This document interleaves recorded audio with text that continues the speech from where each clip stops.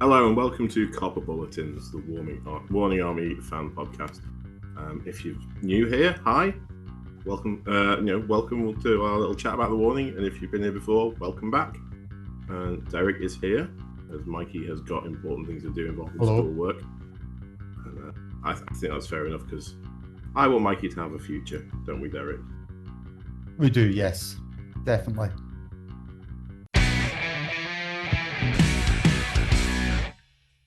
So, Derek, what I feel I should do on one of these, because I never do, and we never do, I always think I should sort of say what we're about.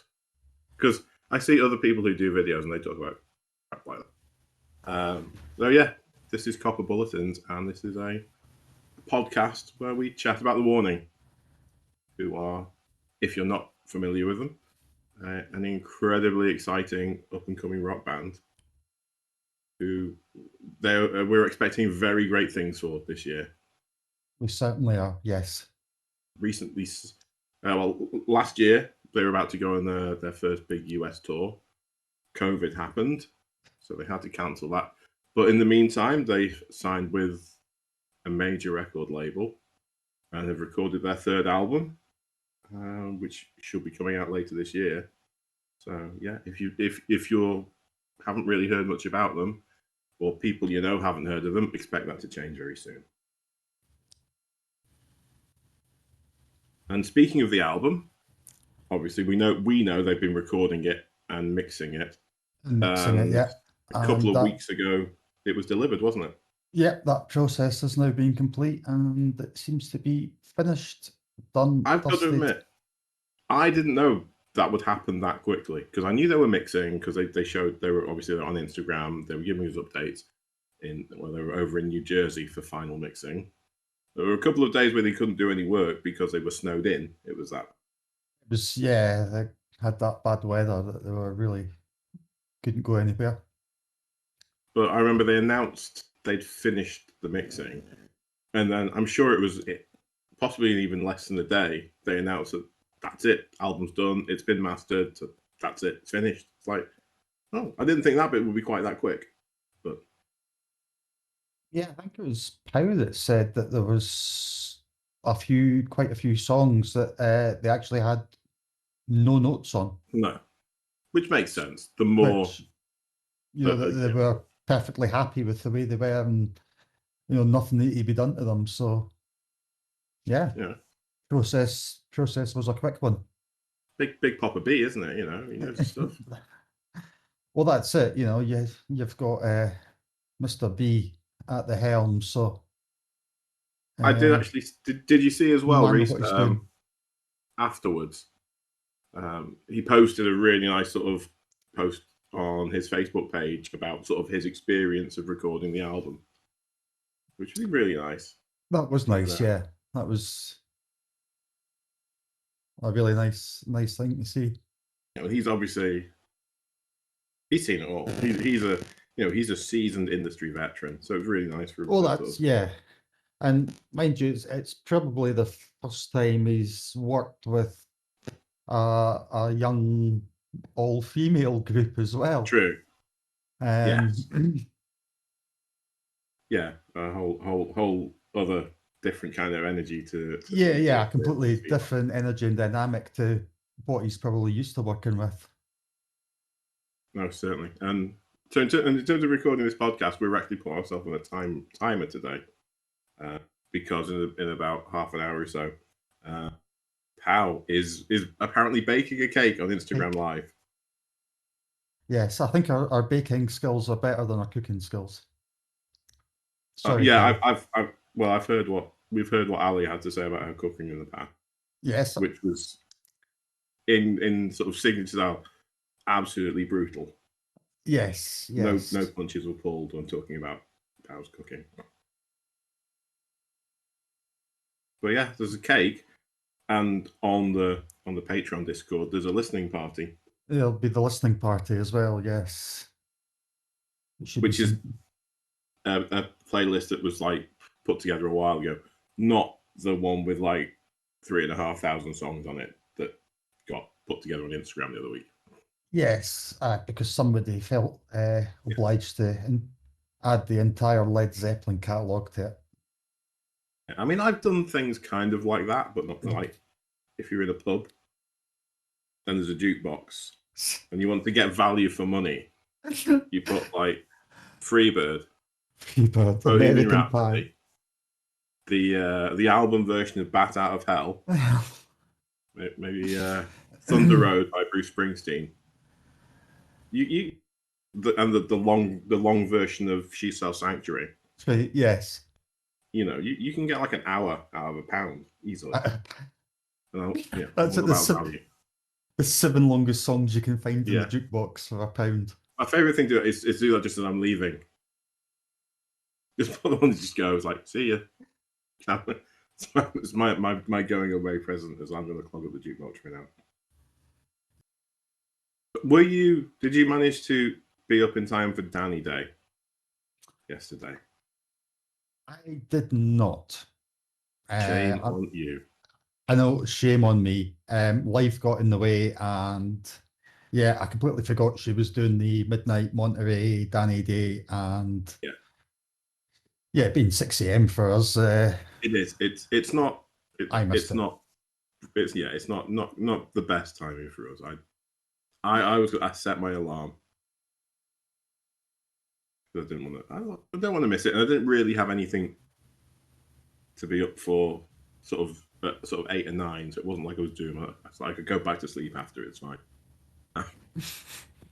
But that was, I mean, she did a couple of acoustic songs, which are, as always, diligent members of the Warning Army will have uploaded them to YouTube, as well as them being still on Instagram. And she did Break In by Lizzie Hale. And another song, which I've completely forgotten the name of. I remember Bright Eyes being the artist. And I now can't. I'm actually going to look up what song it was. I don't know where I am. I don't know where I've been. But it was really a really good little session. But what was really interesting was it was 2 completely different styles of song. Because obviously you've got the Lizzie Hale one that's very powerful. It's an acoustic song. I know she plays it on piano, but at the same time, it's still, vocally, I think probably, certainly, it's higher than anything we've heard Dany do before. I have, except possibly with the exception of Martyrio. Right, got you. Yeah. Because I know there's that bit in Martyrio which is like proper high. Maybe again end of Wildfire as well. That's pretty high up there. First Day of My Life by Bright Eyes. That was the other. But yeah, you got a real power rock ballad, and then that was a really sort of more low key kind of, much softer kind of vibe to it. The kind of songs that the girls on Instagram with ukuleles sing.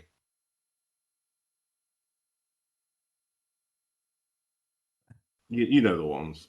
The kind of ukulele girls of Instagram, yes. Yeah, that kind of song. I think I made some kind of comment as it, it's not easy to go from hardcore to cottagecore in just like, in like just like blink of an eye. Hardcore, cottagecore, love it. But no, it was really nice, and of course, ever the resourceful one, Angelica, then went and stitched Dany's performance with a Lizzie Hale performance. Her account. Yeah, it sounds really good. In across Discord, yeah. I mean, I thought someone should probably, tag Lizzie Hale in this, but you always rely on Angelica to just go the extra mile. Indeed, we can. Stitch it with her, then tag her in it. But yeah, they're really good performances, and Dany's got a new guitar as well. Ooh, Dany's got a new guitar. Yeah, it was it's a Taylor. I don't know what model, because I'll be honest, all acoustic guitars kind of look the same to me. You know, they tend to have less in the way of distinguishing features than electrics. I think. I don't think that's wrong. But yeah, because obviously the Blue Ovation was up as a Kickstarter reward. Oh, that's right. Of course. Yeah, she put her Blue Ovation up. Yes. Yeah, I'd forgotten about that because that seems so yeah. long ago. Yeah, but again, you sort of so used to that guitar. Yes, aye. But a Taylor's no slouch in the acoustic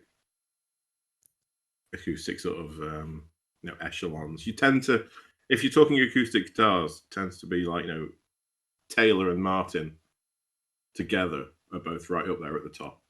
Yeah. I think so. Yeah, nothing to be sniffed at there. I was gonna. She had it up, and I was looking at it, and because of the framing, the headstock was out of frame. But they've got the label inside the sound hole, and although it was reversed, I could see.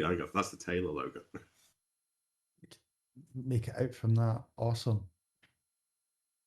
But yeah, go and check. If you've not heard it, go and check out that performance on their Instagram because it's really good. I shall be checking it out. I'll need to do it after I've watched Pow bake a cake. Yes, but it's another of those where, compared to certain, definitely since Queen of the Murder Scene, but I guess probably over the last, certainly over the last year as well, Dany's range seems to have just come on in leaps and bounds. Yeah, she seems to have really been working on her her vocals, and yeah, she's got an incredible range now. There's something just the actual sort of the tone of her voice at the moment, certainly it just feels like there's more to it, like there's richer, a bit fuller. It's like there's more depth to it. And that's definitely a good thing. Yeah, and that's the kind of stuff that comes from putting in the work in terms of training. That's it. Yeah, I mean, well, that's possibly the one good thing to come out. Okay, they didn't get to do their tour, but it's meant that they've just had basically a year to practice and just get even better than what they were already. I know very, very little about singing, and I'd actually be really, really intrigued to hear a vocal coach sort of explain sort of what's going on with Dany's voice. Yes, and explain actually sort of articulate the things that she does well and why she's able to do them and how it works. I think that would be quite fascinating. That'd be really interesting to hear. I know there's a fairly sort of there's a devoted section of the Warning Army who've made it their mission to basically to tap up as many reactors as possible to obviously to get eyes on the band and I don't think there's been. I remember there was one vocal coach who's covered, specifically a vocal coach who's covered the band, but that was a while ago. And it'd be interesting to see, say, someone look at them more recently. Yes, aye. Given how developed their, how much work they've done on their vocals, over the last year or two. I think as well. We really also looking forward to what this new record's going to sound like and how, just the Dany's voice, the instruments, and I think we're going to be in for a real treat. I'm definitely expecting something a bit more complex than Queen of the Murder Scene. So, not so much necessarily in terms of songwriting, although I suspect things will come on then, obviously, but just in terms of sonically, in terms of the sort of the amount that's going on in terms of different layers of sounds and things. Sounds, yes, exactly. Between their having improved over the year, and of course with David Bendeth and his bag of tricks. Yes, exactly. With David and his tricks, that it's going to be phenomenal. I think that's the kind of thing you just can't really sort of buy that kind of experience. You can't, someone has to can't. have been there and done all that to be able to say, actually, you know what?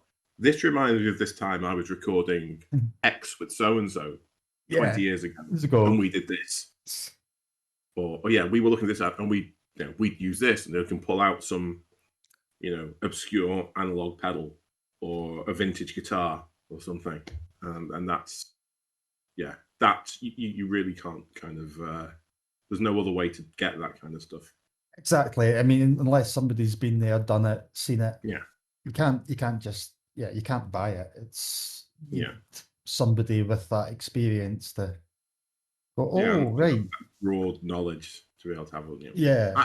I know oh, what you're doing this, right? Okay, well, actually, I think we can do this just to boost this, things like that. Yeah, it's going to be really exciting. What if we put one of these in? It'll be some like obscure instrument from that no one's ever heard of. There was the interview with Rolling Stone Mexico the other week, and they did say in that, didn't they, tentatively, maybe a single in March. That's next month. Which is that's we're only a couple of weeks away from the beginning of March, so no time at all. Fingers as crossed. well. Have you been on? I know, obviously you. I mean, I'm gonna say you're a bit older. It's like you're exactly the same age as me. But yeah, have you been on the TikToks recently? Have you been keeping up to date? I have been keeping up to date with the TikToks.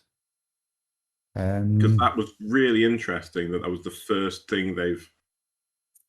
Obviously, there's been some band clips that have gone on, but they actually made their full debut on TikTok, as in doing an original video as a band, and it was really good, and it was really clever. I don't know why I'm surprised at that. I'd expect nothing less. It was really well done, and Ali and her sass was just in abundance. Oh yes, but I mean, if anyone hasn't spent time on TikTok, they've used. There's a lot of the beauty of TikTok from an artist point of view is that because people have such short attention spans, you don't have to do an awful lot on TikTok. If anything, if you did more than a minute, if you did a minute, you spent too long anyway. Yes, it's most TikToks are like 15, 30 seconds. Yeah. And the thing about TikTok is it's very much Gen Z's. It sounds wrong to say Gen Z. I don't know why. It's very much Gen Z's platform. Obviously, you and me, we're Gen Xers. Yes. We're the cursed generation. Because all the millennials think we're boomers, and all the boomers think we're millennials, and we're just like, no. But TikTok. I mean, I guess our platform is probably still kind of Facebook, I guess, because it was the first one. Yeah. Millennials, Instagram, maybe ours is Twitter. I don't know, but Gen Z. I don't do much on Twitter. No, I don't do a lot either. Gen Z is TikTok that's their space. That's where they go to express themselves creatively. Put it this way, I'd never touched TikTok until Pau set up her TikTok account, and that was the only reason I downloaded it. Yeah, no, I think that goes for a lot of the Warning fan base. Yes, I dare say, especially ones of our age group. Yeah, but it's where Gen Z, they hang out, they really do some really creative stuff on there, but also it's where they discover new music. If you listen to the charts now, half the songs in the charts are in there because of getting famous through TikTok. TikTok audios, yeah, but it's such a different way to consume music. I mean, obviously, you and I, we remember going out and buying albums. And then from there, it's gone on to obviously streaming platforms and people listening on Spotify and what have you. the way with TikTok, it's something completely different. On TikTok, songs get discovered through 10-second snippets. There'll be a line from a song or a bit that just resonates, and people will make videos just around, say, one lyric. Yeah, and that's what catches on, and then from there, people will then go and discover the whole song. So, I mean, yes, it's completely different from our days where, you would hear a song on the radio and you're like, oh, what was that? And then let's face it, basically it's ass backwards, but it works. It's what we've got now. Yes, aye, where it's now more somebody, a fan will take a lyric they like or a snippet of a song they like and stick it on their TikTok, and then new people find it, and then it ends up in the charts. Yeah, and there's no way to predict what that will be, because it happens with new artists. It happened with, remember the Fleetwood Mac song a while ago? Oh, yeah. It could happen with really obscure songs. But it's really interesting. And what they've done is there's a song called Jenny by a band called Studio Killers, and it's like a poppy electronic kind of song. But there's like one line, a couple of lines from that have gone that get used on a lot of videos, and that's what they did. They just took that bit but did a rock version of it and made it a rock version. Yeah, and it was really good. It was really good. So much that everyone's clamoring for a full cover, but it probably won't happen. Well, they said it wouldn't happen, and I didn't think it would, because it's like we just said, you don't need to.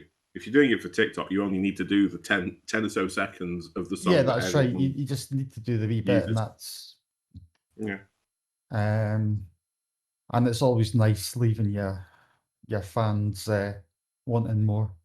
Yes, exactly. First rule of showbiz. But there's I think last time I looked, it had like 100 and well over 100,000 views. Views, yeah. I had lots of likes, lots of comments. And if anyone watching seen it, leave your thoughts in the comments below. Oh yeah, people can do that, can't they? But I was and technically that was Dany and Ali's TikTok debut. That's right, because they don't have their own TikTok accounts. No. It's only Pow's, so yeah. And there is there's a couple of like concert snippets, but nothing that was crafted specifically for TikTok. But yeah, that was nice having the first as the whole band doing the first piece specifically for TikTok. It's the kind of place where they really should be operating from a promotional point of view when you think about it, because obviously because of, I guess, that sort of old school rock feel they've got, older fans like I guess we class as older. We're the wrong side of 40, let's face it. So yeah, sadly. Even being optimistic, we're probably at the past the midpoint of the typical lifespan. So, but as an up and coming band, really, you can't. That's not sustainable. You can't trade on the nostalgia thing. Not for sustainability and actual wanting any degree of actual success. So what they do really need is to have that younger audience, and TikTok's one place to reach out to them. Definitely, that's one place to find them. Yeah, that is the place of the moment to find the younger fan base. Definitely. I mean, you definitely need that. But I can imagine there's a lot of younger potential fans out there who are looking for a band like The Warning anyway. They just don't know they're there yet. But I know when I was younger, that age, I don't remember there being any young bands. All the bands were all like, when I was a teenager, all the bands were like 20s, 30s. Yes, they were all. Yeah, probably 20s would be about the youngest. It would have been really, really exciting to have a band to follow that was like around my age back then, who would sort of be growing and developing at the same rate I was. In terms Mind you, of, I think as well, and our it was a lot harder for bands to get noticed and well, yeah, true. because Yeah, you didn't because have you the didn't platform. have the platforms to put your music out there. You've started off with your mates, you played in somebody's garage. The dingy pub. And then it was like your local dingy pubs and clubs, and To doing a gig in a flat roof pub. yeah. Um, Anyone who's not familiar with the UK, if you've not experienced a flat roof pub, if you ever see one, don't. They're terrifying. Like um, yeah, horrible that's debauched places of villainy and villainy and debauchery. yeah, Um, and child neglect. Full of that was children sat on their own at a table with a Britvic 55 and a packet of Scampi fries. Is that you reminiscing about your childhood, I'm Mark? about to say, yeah, I've gone somewhere there. That's brought up some sort of deep suppressed memory. It's probably brought up some suppressed memories for a lot of people out there. Yeah. But I mean, yeah, that was the way you had to do it, and so probably by the time you did get discovered, you would be, in your 20s or whatever, because you've had to Yeah. be Because you at had it to for be so old. long. I was going to say, because you had to be old enough to drink to play anywhere. Yeah, yeah. That's probably a big part of it back in the day. Yeah. But yeah, it's really, I find it really exciting to see them sort of starting to make inroads into that younger fan base, because that to me that's their future, definitely. Exactly. More so than the likes of you and me. Indeed, aye. But yeah, getting a hold of that younger fan base, getting them interested, and then hopefully keeping them there for the long haul. Yeah, Definitely so the way to go. But yeah, get following them on TikTok, because I know they've said they want to do more on there, and it's a space where they can do something a little different creatively, more so than on Instagram and YouTube. I think that's the thing as well, is it's nice having the different platforms and they can do different things on different platforms. So you've got your nice little quick snippets on TikTok, and then they can do their Q&A sessions and their Danny Alley Pow days on their Instagram accounts, and then That's how interesting, because we when they launched their Instagram accounts, we did wonder whether they were going to shift them, and I think the next day they came out and said, no, we're not doing anything. They're still staying on the main warning account. on the main warning channel, but it's although nice that Dany did forget that yesterday and did start her live on her own one. And Pal had to point out that she was on the wrong one. yes, I did see clips of that floating about. Yeah, but Dany did also point out that one of the reasons they've done it as well is because there's a lot of fan accounts out there, and it's like, well, we should probably start our own, just so people know that these ones are ours and these other ones aren't us.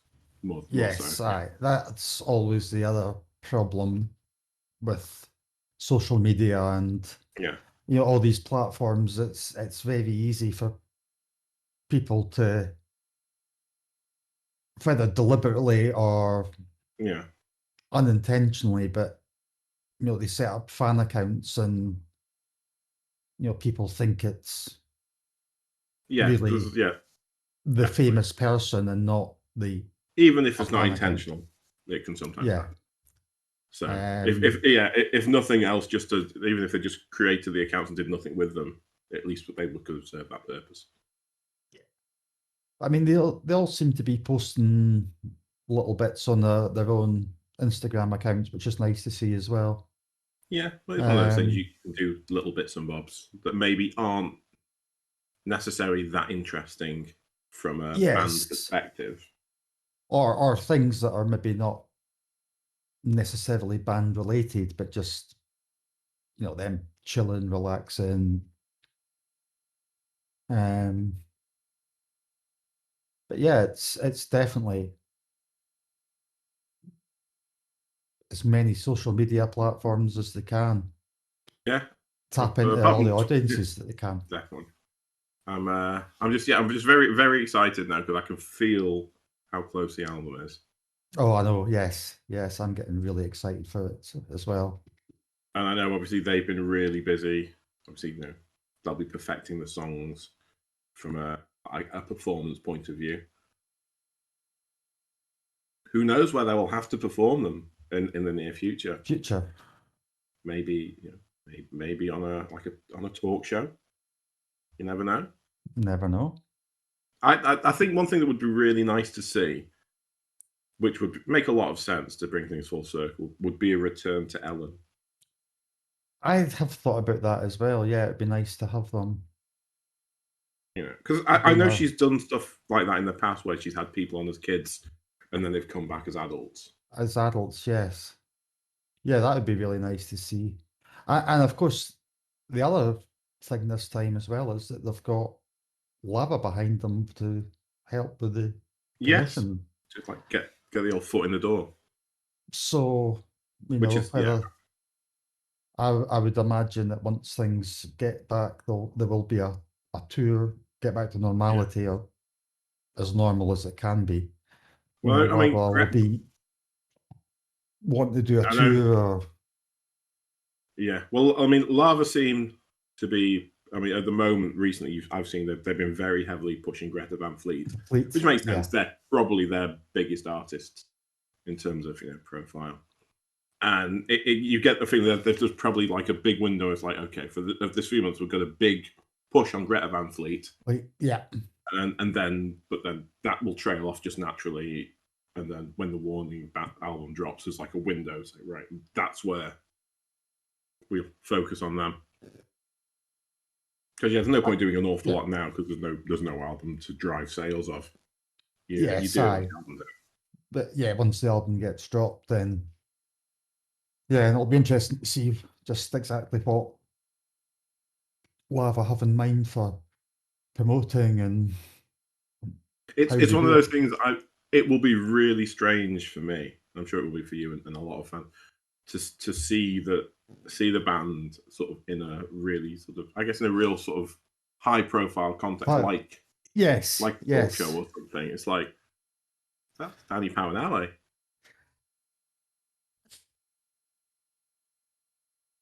Because obviously they are famous now, but yeah, there is a whole other kind of sort of definition of famous, quite possibly awaiting just on the horizon. yes, yes. Aye, I guess there's levels of fame, so Yeah, they've kind of progressed from one level up to the next level, and then there's still another level or two to reach. yeah. It's obviously it's still a very very sort of strange time to be sort of doing things in. Yeah, it's all People are adapting, and certainly they seem to have been as good as anyone at kind of taking the current situation for what it is and making the most of it. making the most of it. Yeah.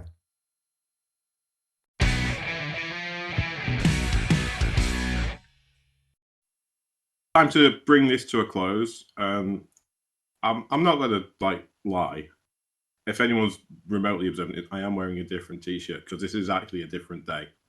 But I don't really think I've got the shirt buttoned up this time, yeah, and I've got a fleece on. yeah. I don't really think continuity is a major issue here. It's not exactly Game of Thrones, so I don't really think it's something to really worry about. There's one I thing mean, I did want. if we had the budget of Game of Thrones, it'd be Yeah, phenomenal. Yeah, could get a dragon. There's one thing I did want to mention, actually, but I keep forgetting about, is that the guys over on the Warning Army YouTube channel have started I'm saying they've started a podcast. It's in Spanish, and I don't actually speak very much Spanish, so I couldn't tell you for definite, but there was like lots of warning paraphernalia on like the desk and stuff like that. And the channel's called The Warning Army, so I'm pretty sure it's a podcast. I believe it's called. I think it is. I believe it's called La Guarnición, which I think translates as garrison. So I don't know if that's the exact name, or if it's like a pun, maybe. Garrison sounds like it's army related to me. True. Not that I'm any good at Spanish, but educated guess. You're Scottish. You're not even good at English. Aye, well, that's also very true. So yeah, go show them some love. I know that Anna is on there, and I know she's contributed to a lot of warning covers in the past. So there's a few videos of her playing out there. Yes, there is covers. Anna, Anna doing covers, I should say. Yeah.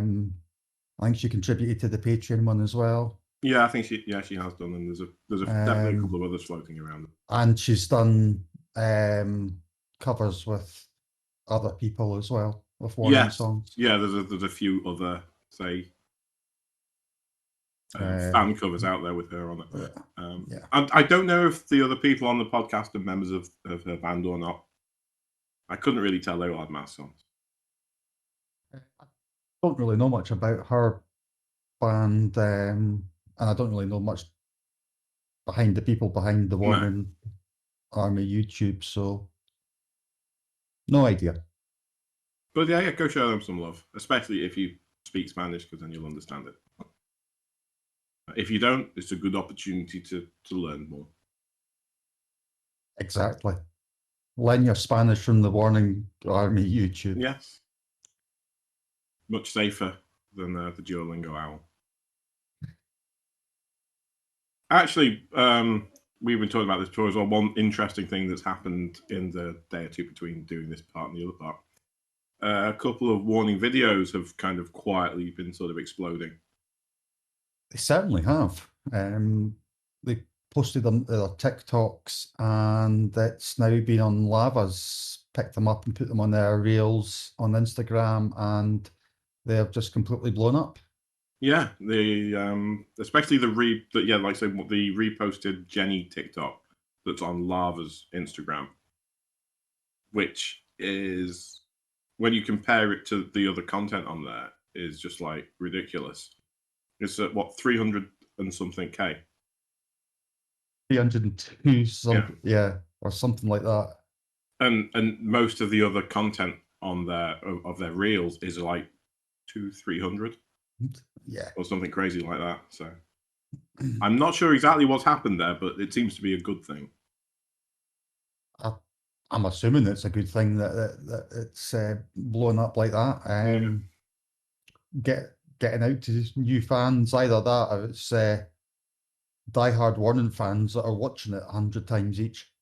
About to say, I mean, yeah, I'm not sure how the algorithm works, but I'm going to say I wouldn't put it past Warning fans to do that. But even then, that seems a bit excessive. Yeah, if it was like 4,000 or 5,000, I could probably still say, yeah, that's just typical, loyal Warning fan behavior. Fans. But yes, 300K, yes, something else is going on there. Like you say, maybe it's an algorithm thing, maybe to do with the music or the tags they've used or something. But yeah, it might be to do with tags as well. It's maybe throwing it out to a larger audience, as it were. Yeah, because I'm pretty sure, because if you look at the TikTok comments, it seems to be that there's a geographic element, at least to how TikTok will place videos. So maybe they tend to be closer to you than. Yeah, I mean, it's all a bit of a mystery to me how they all arrive at the algorithms and complicated mathematical formulas. The stuff goes into that, and the spiders carry it through the tubes, and then and then Yeah, it pops up on your monitor. Yeah. It's pretty much how the internet works, right? That's how I was taught it. Yeah. So, Yeah. and I suppose there's a bit of a maybe a bit of a light at the end of the tunnel over here. It looks like there's maybe a roadmap out of lockdowns and stuff like that, which obviously, hopefully, that means a return to live shows. Well, hopefully down the line, yes. Yes. Providing everything goes smoothly, but given how stupid people are, let's hope we don't end up going back into another lockdown because everybody thinks they can do everything at once. And We're probably screwed then, because I've met the general public, and yeah, sadly, so have I. yeah. The obviously as well, that would bring with it the much delayed and much anticipated UK show. Yes, indeed. I've been waiting for that for it seems like forever. Yeah, course, it was and I know meant to they're be- really eager to do it as well. Yeah, I mean, first time for them being out of the Americas. Yeah, doing that. exactly. They've never played outside of the Americas before, so I mean, that would be really exciting for them. They've done South America. Yeah. You know, they did the Argentina tour and stuff, and they've been at like Rock Hill Yeah, Park in Colombia, and obviously they've done shows in the East and West Coast of America. yeah, But yeah, I mean that'll be a big thing for them as well. First show outside of the Americas, and we're lucky enough it's going to be in the UK. That'll be interesting to see sort of how that show sort of performs. Not so much performs, but what it kind of signifies. Because previously, this would have been, an independent band doing their first gig outside of, their home country. Well, outside of their home continent, anyway. Yes. But now, with them being signed and stuff like that, the whole of the you kind of can't help thinking there'd be more media interest or industry interest, maybe. But yeah, be exciting to see. Definitely be exciting to see. Yeah. And just getting to see a live show, it's like beginning to forget what seeing a live show is like. Only lots of drunk people. Yeah. Lots of noise. Sticky floors. Sticky All that floors. kind of stuff. Condensation running down the walls. In my old university in Lancaster, there was a nightclub called the Sugar House, which isn't. I think it actually closed recently, but it was an old converted sugar warehouse. And yeah, there was the stories about that place and how the condensate, because it had like a sloped roof that kind of cut off at the end. So yeah, if you stood near that, you were basically stood under a water feature because of all the sweat that would condense to the top and then drip back down.